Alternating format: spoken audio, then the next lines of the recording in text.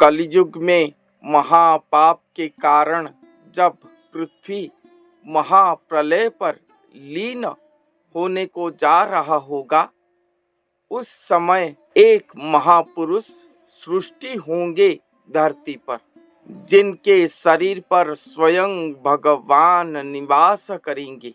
वही महापुरुष कैसे सृष्टि होंगे, कैसे वो स्वयं भगवान को अपने शरीर पर प्राप्ति करेंगे, कैसे भगवान एक नर शरीर पर अवतरण करके कड़की लीला धरती पर करेंगे, ये सभी बातें हमारे उड़ीसा की भविष्यमालिका ग्रंथों पर वर्णन किया गया है। वो महापुरुष को भविष्यमालिका ग्रंथों पर वर्णन करते हुए कहीं पर सद्गुरु, श्री गुरु, तो कहीं पर भक्त, भगत और भी अनेक नामों पर वर्णन किया गया है।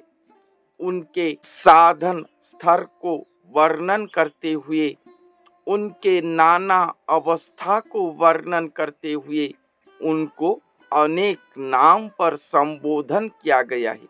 तो आज जो पंक्ति आपके सामने उपस्थापन करने जा रहा हूँ, वहाँ पर उन्हें भगत नाम पर संबोधित किया गया है और उनके लक्षण वर्णन किया गया है कि कैसे, कौन से लक्षण के कारण वो स्वयं भगवान को अपने शरीर पर धारण करने के लिए सक्षम होंगे। यही दिव्य गुणों पर वो परिपूर्ण होंगे।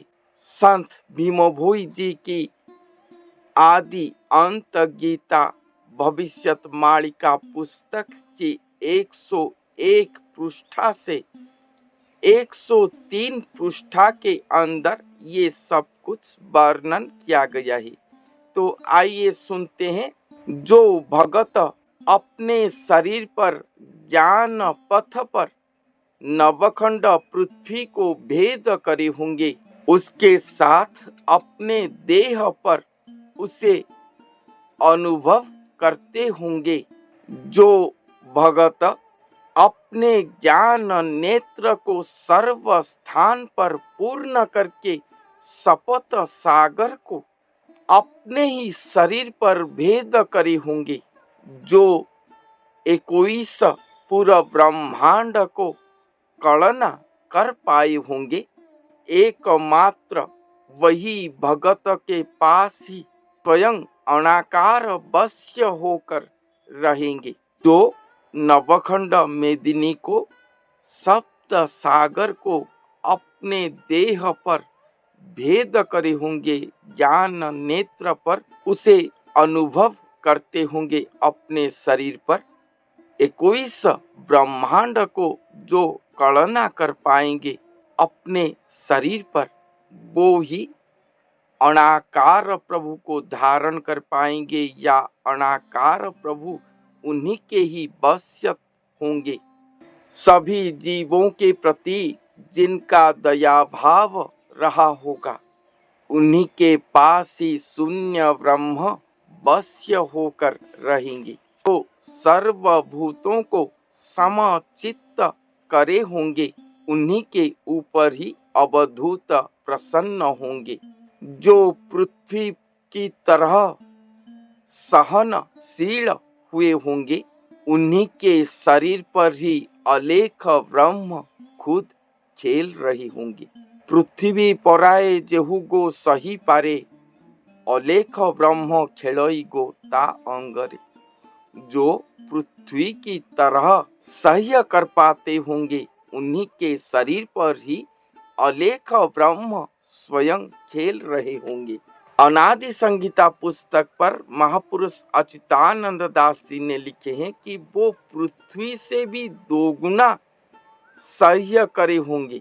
स्वयं अलेख ब्रह्म, स्वयं सृष्टिकर्ता, जिनके बारे में कुछ भी आज तक वेद पुराण शास्त्र पर लिखा नहीं गया, जिनके बारे में लिखा गया है कि उनका वजन 100 पृथ्वी की वजन से भी अधिक है, उनको शरीर पर धारण करना इतना सहज बात नहीं है। इसीलिए कहा गया है कि जो पृथ्वी से भी अधिक सहनशीलता रखे होंगे वो ही अलेख ब्रह्म को अपने अंग पर धारण कर पाएंगे। समान दृष्टि पर जो सभी को देखते होंगे उन्हीं के काया या शरीर पर ब्रह्म पूर्ण होकर रहे होंगे। समान दृष्टिरे जेहु गो चाही थाए ब्रह्मरे पूर्ण हुई गो तार काए। समान दृष्टि पर जो देखते होंगे उन्हीं के काया या शरीर पर ब्रह्म पूर्ण होकर रही होंगी। जो सभी जीव आत्माओं को इंद्रपण में पालन करते होंगे उन्हीं के साथ साथ अनुक्षण या प्रतिक्षण ब्रह्म रहे होंगे। जो वीरपण में वचन कह पाते होंगे जो वीरपण में वचन कह पाते होंगे उनके साथ चार धर्म रहे होंगे। जो भोजन के समय भजन को संभाल पाकर रहे होंगे जो भोजन के समय भजन को संभाल पाते होंगे भजन उनका च्युत नहीं हो रहा होगा वो ही अलेख प्रभु की भेंट पाएंगे। ये जितना भी बातें कहा गया है वो भगत के लिए कहा गया है, वो महापुरुष के लिए कहा गया है, ये अन्य किसी के लिए भी नहीं कहा गया है। क्यों? वो भगवान को कौन से गुण के लिए पाएंगे? हिंसा छंद वाद को जो छेद कर पाएंगे उन्हीं के पास ही अरूपानंद स्वयं वश्य होकर रहेंगे। काम क्रोध लोभ मोह जिनके पास प्रवेश नहीं कर पाएगा जिनको स्पर्श नहीं कर पाएगा उन्हीं को कभी भी सत्य धर्म एक क्षण के लिए छोड़कर नहीं जाएंगे।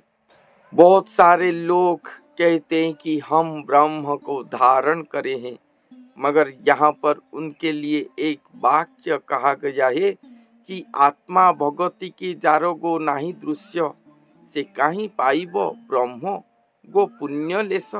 जो आत्मा भगति को प्राप्ति नहीं कर पाया है जिनके पास आत्म भगति दृश्य नहीं हुआ है वो भला कहाँ पर ब्रह्म को प्राप्त करेगा, ब्रह्म पुण्य को प्राप्त करेगा। महिमा नामटी जेहु गो महाब्रह्म निष्कामटी निरिगुण गो सत्य धर्म उदय अस्तरे कले गो दर्शन अण रूपानंद हेबे गो परसन। महिमा नाम वो महापुरुष के महिमा स्वयं महाब्रह्म है, स्वयं महाब्रह्म निष्काम निर्गुण सत्य धर्म है। अण रूपानंद उनके भक्ति पर प्रसन्न होकर नित्य प्रतिक्षण उन्हें दर्शन देते होंगे। नित्य उनके आगे वो उदय अस्त होकर दर्शन देते होंगे। अन्य स्थानों पर लिखा गया है कि एक दिन में वो महापुरुष कोटि कोटि बार स्वयं भगवान को देखते होंगे, दर्शन पाते होंगे, कोटि कोटि बार दर्शन पाते होंगे। अण रूप ब्रह्म से ही गो रूप नहीं, वो भगवान वो अलेख ब्रह्म कौन है?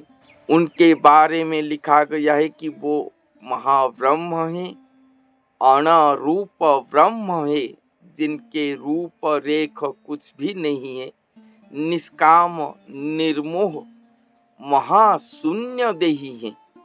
अण साधना के द्वारा वो उन्हें प्राप्त करे होंगे।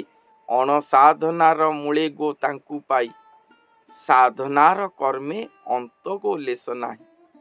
अण साधना के द्वारा वो स्वयं भगवान के महाशून्य देही को प्राप्त करे होंगे। साधना कर्म पथ पर तो उनका कोई अंत नहीं है। साधना कर्म पथ पर कोई अंत नहीं है। एक स्थान पर बैठकर इतने कर्म कर रहे होंगे, महागुप्त में बैठकर। तो यही है साधना नहीं, अनसाधना। साधना पथ पर तो अनेक कर्म वो करे होंगे जिसका अंत नहीं है। साधना से अनसाधना पथ को वो जाएंगे। अनसाधना पर ब्रह्म को जो प्राप्त करेंगे, स्वयं अनदेही अनाकार जो उनके शरीर पर आएंगे, उन्हीं के शरीर पर शून्य साधन के प्रक्रिया पर वो सब लीन हो जाएंगे। ये पाप शरीर तुलसी वृक्ष की तरह सुनिर्मल होने के बाद, देवअंगी होने के बाद ब्रह्म युक्त होगा।